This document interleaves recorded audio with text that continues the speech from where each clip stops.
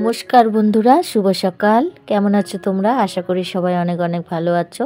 তোমাদের ভালোবাসায়, ভগবানের আশীর্বাদে আমরা অনেক ভালো আছি। তো আশিপাশি কাজ শেষ, আর এখন চলে এসেছি তুলসীর জায়গাটা পরিষ্কার করতে আর তুলসী ঠাকুরকে স্নান করাতে। কারণ কয়েকদিন ধরে তো আমি পূজা দিতে পারি না, একদম তুলসীর গাছগুলো কি অবস্থা হয়ে আছে। আর তার মধ্যে পাশের বাড়ির ওরা কাঠের কাজ করছিল, তো চারিদিক দিয়ে ধুলো ধুলো হয়েছে। তো ঘরের দুয়ারে তো আমার জল ঠল দেওয়া, ঘর মোছা টোচা তো ওগুলো হয়েই গেছে। তো তুলসীর গাছগুলোকে এখন ভালো করে ধুয়ে নিচ্ছি। আর ওইদিকে ঠাকুরের বাসন কিন্তু আমি কলের পাড়ে রেখে দিয়েছি, ঠাকুর ঘরটা মুছবো আর কি। এই তুলসী ঠাকুরকে আর কি স্নান করিয়ে তারপরে, কারণ এইগুলো আর দেখতে পাচ্ছি না, এত ধুলা হয়েছে। কাঠের গুঁড়া হওয়ার পরে না আরও একদম সাদা সাদা হয়ে গেছে তুলসী গাছগুলো। আর এখানে আমার একটা গাছ আছে, ঘরে রাখার গাছগুলো, তো সেগুলো না আমি অনেক দিন আগে 3-4 বছর আগে কিনেছিলাম। তো ওই গাছগুলোর থেকে আমার আরও 2-3টে গাছ বেরোয়েছে আর কি। তো এখান থেকে আরও 2টা গাছ আমি বানাবো। একটা গাছের ডাল না এমন হেলা হয়ে গেছে, তো ভালো লাগতেছে না ওখানে রাখাতে। তো এই টবটার মধ্যে বসিয়ে দিলাম, দেখো কি সুন্দর।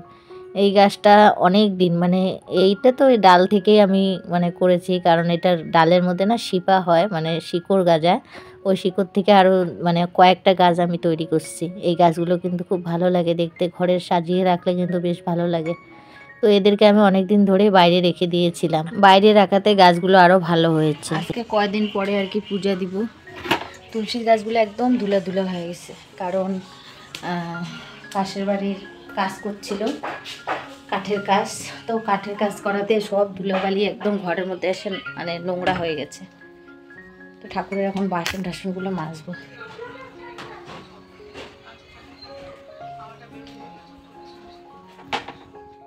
ওইদিকে আমি ঠাকুরের বাসনগুলো মেজে নিয়েছি, ঠাকুরের ঘরটাও মুছে নিয়েছি, তারপরে যতগুলো ঠাকুর ছিল সব মুছে নিয়েছি। মুছে নিয়ে এই তো আমার নীলকণ্ঠ গাছ থেকে ফুল নিচ্ছি।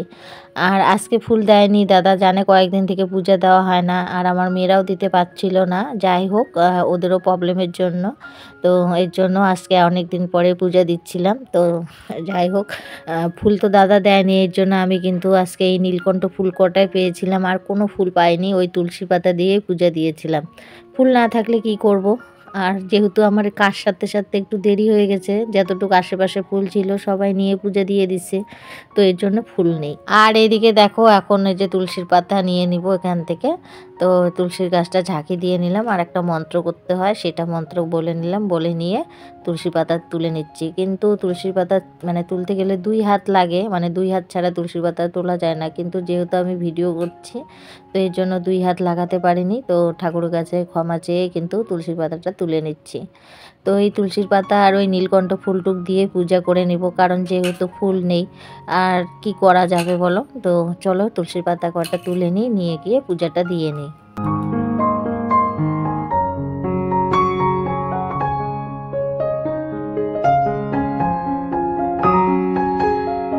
আর এই তো ঠাকুর ঘরে এসে ঠাকুর পূজা দেওয়াটা কমপ্লিট হয়ে গেছে, একদম আজকে ফুল ছাড়াই পূজা, জল বাতাসা দিয়ে পূজা করে নিলাম। আর এই তো আমার ঠাকুর ঘরটা কেমন লাগছে প্লিজ কমেন্ট করে জানাবে।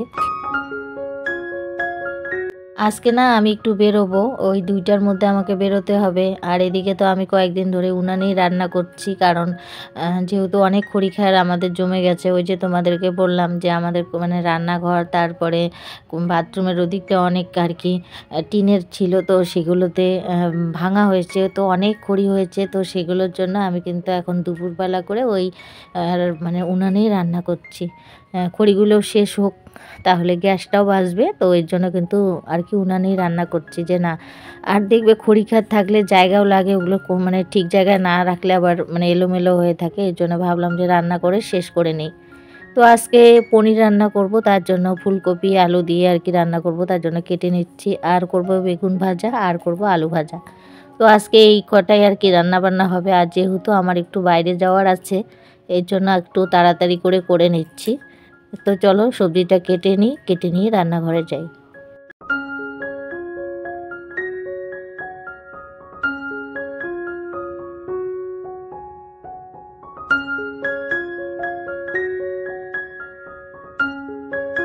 আর এই তো চলে এসেছি রান্নাঘরে এসে ভাতটা নামিয়ে নিলাম। নামিয়ে নিয়ে এখন এই যে ফুলকপি আর আলু ভাপ বসিয়েছি একটু লবণ দিয়ে।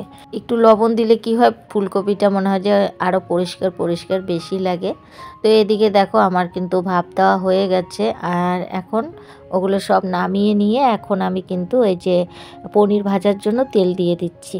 তো বন্ধুরা, ভয়েস দিতে গিয়ে কিন্তু আমার অনেকই প্রবলেম হচ্ছে, কারণ আমার শরীরটা বেশি ভালো না, আর কাশি, মেন কথা কাশি সর্দি লেগেছে, এই জন্য গলার ভয়েসটাও একটু অন্যরকম শোনাচ্ছে। মানে কতবার যে আমি কাটছিলাম আর কতবার যে আমি ভয়েসটা দিচ্ছিলাম তার কোনো ঠিক নেই, কারণ একভাবে কথা বলতে পারছিলাম না। তো এরকম হলো অবস্থা।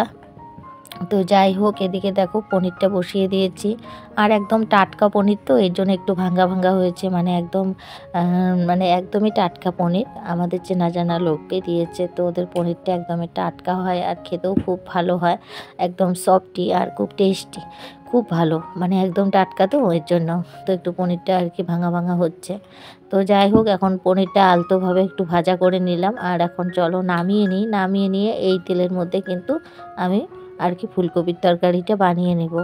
আর আলু ভাজা বেগুন ভাজা এখনও বসাইনি, কারণ আলু ভাজা তো আমার ছেলে মেয়ে ভালোবাসে, তো আমি ভাবলাম যে পনিরটাই বানাই। এদিকে ছোটো মেয়ে আবার স্কুলে গেছে পরীক্ষা দিতে, ও যেহেতু ওর পরীক্ষা চলছে, কখন চলে আসে, এর জন্য আমি ভাবলাম আগে পনিরের তরকারিটা বানিয়ে নিই, আর তারপরে আর কি ওই সব করবো, কারণ পনিরটা ওরা ভালোবাসে, যদি আমি রান্না করে রেখে দিই তো যখন আসবে তখনই আর কি খেতে দিতে পারবো।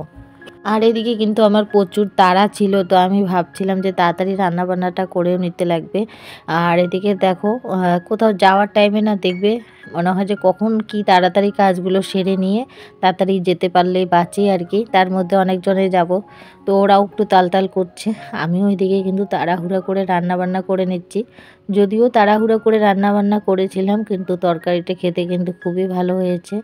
আর আমার বরমশাই তো আবার ফুলকপি আলু তরকারি খাবে, কিন্তু হলো ও খাবে না পনির। তো এই ফুলকপির তরকারিটা আগে আলাদা করে রান্না করে নিয়ে ওর জন্য আগে উঠিয়ে রাখবো, তারপরে কিন্তু আমি পনিরটা দিব, কারণ বরমশাই পনিরটা ভালোবাসে না একদমই, আমার ছেলেও অত ভালোবাসে না। আর আমরা 3 মা মেয়ে আর কি খুব ভালোবাসি, মানে আমার 2 মেয়ে আর আমি। আর এই তো তোমাদের সঙ্গে কথা বলতে বলতে ফুলকপি আলুটা আমার ভাজা হয়ে গেছে, মশলা দিয়ে দিলাম, আদা জিরা লঙ্কা। আর যেহেতু সোমবার আমরা কিন্তু নিরামিষ খাই, তো সোমবারের দিন নিরামিষই রান্না হচ্ছে। আর এত সুন্দর মানে উনানটা জ্বলছিল না, কি আর তোমাদেরকে বলবো, মনে হয় ঝটপট করে রান্না হচ্ছে, গ্যাসে তো এত তাড়াতাড়ি হয় না, তো খুব সুন্দরভাবে আর কি রান্নাটা হচ্ছিল, ভালো লাগছিল। কিন্তু বেশি জাল হলে আবার পুড়ে যাওয়ার সম্ভাবনা, কিন্তু ঝোল ঢোলের টাইমে যদি বেশি জাল হয় তখন কিন্তু বেশ ভালো লাগে। তো এদিকে দেখো তরকারিটা আমার হয়ে গেছে, একদম সব কিছুই হয়ে গেছে। এখন ওর জন্য আর কি মানে বরমশাইয়ের জন্য তুলে রাখছি বড় বাটি দিয়ে 1 বাটি, কারণ 2 বেলা খাওয়ার জন্যে, আর বাকিটা রেখে দিলাম কড়াইয়ের মধ্যে, পনিরটা দিয়ে একটু জাল দিয়ে নামিয়ে নিব। আর এই যে পনিরটা এখন দিয়ে দিচ্ছি, দিয়ে একটু জাল দিয়েই কিন্তু নামিয়ে নিব, বাস আমার কিন্তু রেডি এদিকে ফুলকপি আলুর তরকারিটা। আর তারপরে কিন্তু আমি বেগুন আর আলুটা ভাজা করে নেব। আর পরে বেগুন আর আলু ভাজাটা কিন্তু আমি ভিডিও করেছিলাম, হয়তো ভুলে ভুলে সেভ করি নাই, তার জন্য আমি এখন এডিট করার টাইমে দেখি ওই দুটো ভিডিও নাই আর কি। যাই হোক, খুব তাড়াহুড়া ছিল তো এর জন্য হয়তো খেয়াল করিনি। তো এদিকে রান্না বান্না আমার কিন্তু সম্পূর্ণই কমপ্লিট হয়ে গেছে, আর এই তো এখন রেডি হয়ে গেলাম। তো পাশের বাড়ির যা যাবে আর আমার যা যাবে, তো তুলসীর মালাটা চেঞ্জ করেছি, মানে আগেরটা ছিঁড়ে গেছিলো, তো এটা নতুন পরছি। তো আমার যাকে বলছিলাম যে তুলসী মালাটা কেমন লাগছে, এটা যেহেতু মোটা, তো বলল দিদি তোমাকে ভালোই লাগছে, কারণ তোমার গলাটা একটু গোলগাল। তো এটা নিয়ে কথা হচ্ছে, তো আমরা এখন যাব ওই মিটিংয়ে, তো চলো যাই। তো বন্ধুরা, মিটিংয়ে আমি যাই, আর ভিডিওটাও এখানে শেষ করি। ভিডিওটা যদি তোমাদের ভালো লাগে প্লিজ লাইক কমেন্ট সাবস্ক্রাইব করে দিও, আর সবাই ভালো থেকো সুস্থ থেকো, আবারও দেখা হবে নেক্সট ব্লগে। ততক্ষণ পর্যন্ত সবাইকে টাটা, বাই বাই।